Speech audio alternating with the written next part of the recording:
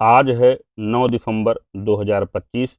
चलिए शुरुआत करते हैं डेली हिंदी न्यूज़पेपर एनालिसिस की धना की, जिसके अंतर्गत हम लोग दैनिक जागरण का राष्ट्रीय संस्करण, अमर उजाला, हिंदुस्तान, जनसत्ता, बिजनेस स्टैंडर्ड आदि महत्वपूर्ण अखबारों से खबरों को देखते हैं जो कि परीक्षा की दृष्टि से महत्वपूर्ण होती हैं।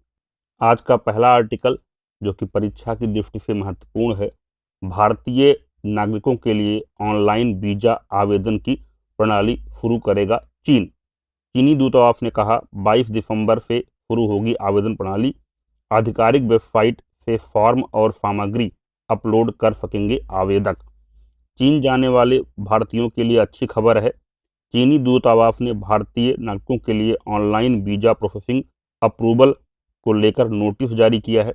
भारत में चीनी राजदूत फू फियोंग ने सोमवार को बताया कि दूतावास 22 दिसंबर को ऑनलाइन वीजा आवेदन प्रणाली शुरू करने वाला है।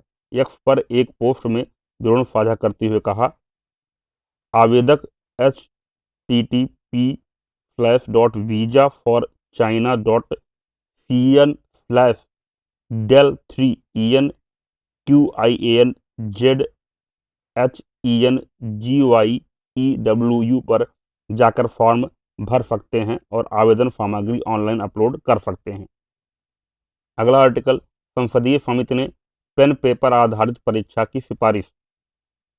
शिक्षा, महिला, बच्चे, युवा और खेल मामलों की संसदीय समिति ने कहा कि गत वर्ष नेशनल टेस्टिंग एजेंसी एनटीए के प्रदर्शन ने अधिक भरोसा नहीं जगाया। लिहाजा समिति ने सिफारिश की कि प्रवेश परीक्षाओं को पेन पेपर मोड में कराने पर ध्यान देना चाहिए, क्योंकि सीबीएसई बोर्ड और यूपीएससी परीक्षा जैसे कई मॉडल कई वर्षों से लीक प्रूफ रहे हैं।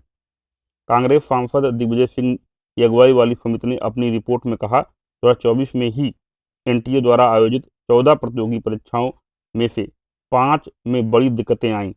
3 परीक्षाएं यूजीसी नेट, सीएसआईआर नेट व नीट पीजी टालनी पड़ी। एक परीक्षा यानी नीट यूजी में पेपर लीक के मामले सामने आए और सीयूईटी यूजी के नतीजे टालने पड़े।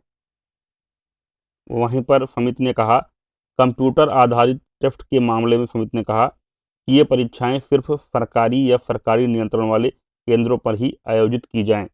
अगला आर्टिकल, प्रसाद योजना का पुनर्निर्धारण कर रही है सरकार। संस्कृति मंत्री गजेंद्र सिंह शेखावत ने सोमवार को लोकसभा को बताया कि सरकार विभिन्न राज्यों में तीर्थ यात्रा पर्यटन को प्रोत्साहित करने के लिए प्रसाद योजना का पुनर्निर्धारण कर रही है। जैसा कि आप सभी जानते हैं, तीर्थ यात्रा, कायाकल्प और आध्यात्मिक विरासत संवर्धन अभियान यानी प्रसाद, ये जो योजना है 2014-15 में देश भर में तीर्थ स्थलों के विकास के लिए शुरू की गई थी। इस योजना के संचालन में राज्य सरकारें और केंद्र शासित प्रदेशों के तीर्थ स्थलों एवं पर्यटक अवसंरचना के लिए विकास के लिए जो है वित्तीय सहायता प्रदान कर रही थी। अगला आर्टिकल, ऑस्ट्रेलिया का न्यू साउथ वेल्स विश्वविद्यालय भारत में खोलेगा अपना कैंपस, मिली मंजूरी। यूएस वर्ल्ड रैंकिंग में दुनिया में 20वें स्थान पर यह विश्वविद्यालय अगले साल बेंगलुरु से शुरू करेगा अपना कैंपस। भारत भी ऑस्ट्रेलिया में खोलेगा सीबीएसई स्कूल। दोनों देशों में स्किल, शिक्षा, शोध व ट्रेनिंग को लेकर करार भी हुए। नई दिल्ली में सोमवार को आयोजित बैठक के दौरान ऑस्ट्रेलियाई समकक्ष जेसन क्लेयर को सम्मानित करते केंद्रीय शिक्षा मंत्री धर्मेंद्र प्रधान। ऑस्ट्रेलिया का एक और शीर्ष विश्वविद्यालय अब भारत में अपना कैंपस खोलेगा। यूएस वर्ल्ड रैंकिंग में 20वां स्थान हासिल करने वाला ऑस्ट्रेलिया के न्यू साउथ वेल्स विश्वविद्यालय को शिक्षा मंत्रालय ने बेंगलुरु में अपना कैंपस खोलने की मंजूरी दी है। यह कैंपस अगले साल यानी 2026 से संचालित होगा। इसके साथ ही देश में अब तक 8 ऑस्ट्रेलियाई विश्वविद्यालयों को अपना कैंपस खोलने को मंजूरी दी जा चुकी है। इनमें से गुजरात के गिफ्ट सिटी में 2 विश्वविद्यालय संचालित भी हो रहे हैं। साथ ही भारत ने दुबई की तर्ज पर ऑस्ट्रेलिया में भी सीबीएसई स्कूल को खोलने की घोषणा की है। इसकी संख्या कितनी होगी यह अभी तय नहीं है। शिक्षा मंत्रालय के मुताबिक न्यू साउथ वेल्स के अतिरिक्त इस साल ऑस्ट्रेलिया के 4 अन्य विश्वविद्यालय La Trobe university, Victoria university, western Sydney university और यूनिवर्सिटी ऑफ वेस्टर्न ऑस्ट्रेलिया को भी कैंपस खोलने की मंजूरी दी गई है। अगला आर्टिकल, अब देश में ही हो सकेगी फैन ट्रांसपोर्ट विमान हरकुलिस की सर्विसिंग। टाटा एडवांस सिस्टम ने बेंगलुरु में मेंटेनेंस, रिपेयर और ओवरहॉल केंद्र की आधारशिला रखी। 2027 से सेवा शुरू होने की उम्मीद। मेगा ट्रांसपोर्ट एयरक्राफ्ट डील की दौड़ में बढ़ेगी साझेदारी। 12 हरकुलिस विमान हैं भारतीय वायुसेना के पास। 80 ट्रांसपोर्ट विमान को बिड में शामिल करने का लक्ष्य है। 23 देशों के 28 ऑपरेटर संचालित कर रहे हैं C-130J विमान। अब भारत में ही सैन्य ट्रांसपोर्ट विमानों की सर्विसिंग की जा सकेगी। टाटा एडवांस सिस्टम्स ने सोमवार को बेंगलुरु में एक अत्याधुनिक रक्षा MRO maintenance, repair and overhaul सुविधा केंद्र की नींव रखी, जो भारत में दिग्गज अमेरिकी कंपनी लॉक हीड मार्टिन के C-130J सुपर हरकुलिस विमानों की मरम्मत और ओवरहॉल का प्रमुख केंद्र बनेगी। सुविधा केंद्र का निर्माण ऐसे समय में शुरू हो रहा है जब दोनों कंपनियां भारतीय वायुसेना के लिए लगभग 80 हैवी लिफ्ट ट्रांसपोर्ट एयरक्राफ्ट की बड़ी खरीद में C-130J को मजबूत दावेदार के रूप में पेश कर रही है। इस MRO सुविधा केंद्र के 2026 के अंत तक पूरा होने की उम्मीद है, जबकि पहला C-130J विमान 2027 की शुरुआत में ही यहां पहुंचेगा। अगला आर्टिकल, विश्व की शीर्ष टेक सिटी की सूची में बेंगलुरु को मिला 16वां स्थान। शीर्ष 30 शीर्ष टेक सिटी में स्थान बनाने वाला पहला भारतीय शहर बना। विकास के पथ पर लगातार तेजी से आगे बढ़ रहा भारत तकनीक के क्षेत्र में भी नई ताकत बनकर उभरा है। पहली बार भारतीय शहर बेंगलुरु ने विश्व की शीर्ष 30 टेक सिटी की सूची में स्थान हासिल किया है। इस सूची में बेंगलुरु को 16वां स्थान मिला है। रिपोर्ट में रियल एस्टेट सलाहकार फर्म फैबिल्स इंडिया ने कहा कि इससे एशियाई बाजारों में बढ़ते वैश्विक रुचि का संकेत मिलता है। सोमवार को जारी की गई सूची में सैन फ्रांसिस्को और न्यूयॉर्क ने दुनिया के शीर्ष 2 टेक सिटी के रूप में अपनी स्थिति को बरकरार रखा है। प्रत्येक 2 साल पर जारी होने वाली सूची में दुनिया भर के 100 शहरों का मूल्यांकन किया जाता है, जिसमें व्यापार वातावरण, प्रतिभा की उपलब्धता, तकनीकी ताकत और जीवन की गुणवत्ता शामिल है। भारत के सिलिकॉन वैली के तौर पर मशहूर बेंगलुरु मजबूत टेक इकोसिस्टम के साथ तकनीक के क्षेत्र में मुकाम हासिल किया है। फैबल्स इंडिया के प्रबंध निदेशक अनुसंधान और परामर्श अरविंद नंदन ने कहा, बेंगलुरु की तकनीकी प्रतिभा, आधुनिक इंफ्रास्ट्रक्चर और व्यापार के अनुकूल माहौल के कारण यह सफलता मिली है। अगला आर्टिकल, जापान के उत्तरी तट पर 7.6 तीव्रता के भूकंप से आई सुनामी।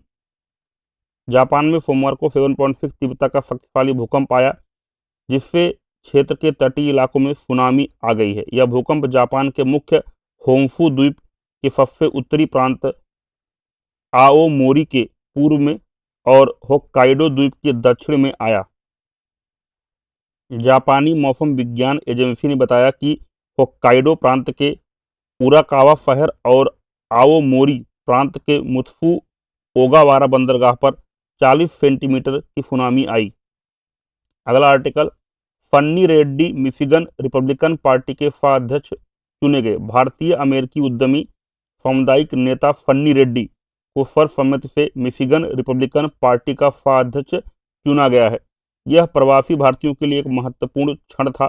मिशिगन रिपब्लिकन पार्टी के अध्यक्ष जिम रूनेस्टेड ने कहा कि उन्होंने लंबे समय से इस बारे में गहन विचार किया था कि उपाध्यक्ष कौन होना चाहिए। उन्होंने रेड्डी की जमीनी पकड़, दानदाताओं तक पहुंच और ईमानदारी के संयोजन की प्रशंसा की। उन्होंने कहा, मैं स्पष्ट रूप से फन्नी से ज़्यादा मेहनती किसी व्यक्ति को नहीं जानता। अगला आर्टिकल, 18 वर्ष बाद भारत में फिजिक्स कॉन्फ्रेंस मेजबानी करेगा पंजाब। अंतर्राष्ट्रीय स्तर पर भौतिक विज्ञान शिक्षा को समर्पित प्रतिष्ठित अंतर्राष्ट्रीय कॉन्फ्रेंस ऑन फिजिक्स एजुकेशन 2025 इस वर्ष पंजाब में आयोजित होने जा रही है। लगभग 18 वर्ष बाद यह कॉन्फ्रेंस 16 से 20 दिसंबर तक रूपनगर स्थित भारतीय प्रौद्योगिकी संस्थान IIT रोपड़ में होगी। पंजाब पहली बार इसकी मेजबानी करेगा। इससे पहले भारत में यह कॉन्फ्रेंस 2005 में हुई थी, जिसका उद्घाटन पूर्व राष्ट्रपति डॉक्टर APJ अब्दुल कलाम ने किया था। कॉन्फ्रेंस का आयोजन IIT रोपड़ और IISER मोहाली संयुक्त रूप से कर रहे हैं। इसका उद्देश्य फिजिक्स में आधुनिक तकनीकों, नई शोध प्रवृत्तियों, नवाचारों व वैश्विक सहयोग को अधिक प्रभावी बनाना है। अगला आर्टिकल, अब 45 मिनट में आ जाएगी डीएनए की जांच रिपोर्ट। चिकित्सा अनुसंधान या अन्य कारणों से बेहद महत्वपूर्ण माने जाने वाली डीएनए जांच की रिपोर्ट अब 24 या 72 घंटों तक इंतजार नहीं करना होगा। यह 35 से 45 मिनट में मिल जाएगी। वैज्ञानिकों ने ऐसी किट तैयार की है जिससे 13 की जगह सिर्फ 3 टेस्ट लेने होंगे। समय की बचत के साथ खर्च में भी 60 से 70% तक जो है कम होगा। खास यह है कि इस किट को महत्वपूर्ण प्रयोगशाला तकनीकी पीसीआर पॉलीमरेज चेन रिएक्शन के लिए भी तैयार किया जा रहा है, जिससे टाइफाइड, तपेदिक, इन्फ्लुएंजा, मलेरिया और डेंगू की जांच भी हो सकेगी। मोहाली स्थित Indian institute of science education and research के सहयोग से इंडोक्स सोल्यूशन प्राइवेट लिमिटेड के संस्थापक जिम्मी भावरा की टीम ने इसे तैयार किया है। पंचकुला में आयोजित इंडिया इंटरनेशनल साइंस फेस्टिवल में पेश इस विशेष किट को आइफर की लैब में तैयार किया गया है। तो इसी के साथ आज के डेली हिंदी न्यूज़पेपर एनालिसिस समाप्त होते हैं। वीडियो देखने के लिए बहुत बहुत धन्यवाद। वीडियो को लाइक और शेयर करना मत भूलिएगा। साथ में इसकी पीडीएफ प्राप्त करने के लिए टेलीग्राम चैनल को ज्वाइन करें। लिंक जो है नीचे दिया गया है।